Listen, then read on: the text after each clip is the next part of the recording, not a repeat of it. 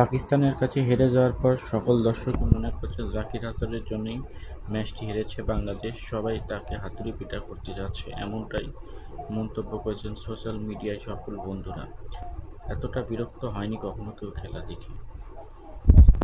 পুরো বাংলাদেশের মানুষ তাকিয়েছিল, এত ছোট রানের স্কোর চেঞ্জ করতে পারল না বাংলাদেশ। এটা বাংলাদেশের জন্য বড় ব্যর্থতা মনে করছেন সবাই।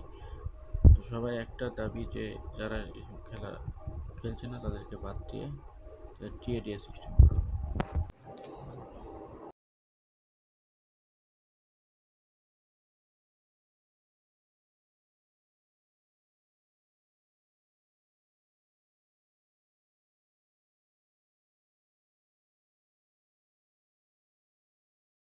পাকিস্তানের কাছে হেরে যাওয়ার পর সকল দর্শকই মনে করছে জাকির হাসানের জন্যই ম্যাচটি হেরেছে বাংলাদেশ, সবাই তাকে হাতুড়ি পিটা করতে যাচ্ছে, এমনটাই মন্তব্য করেছেন সোশ্যাল মিডিয়ায় সকল বন্ধুরা।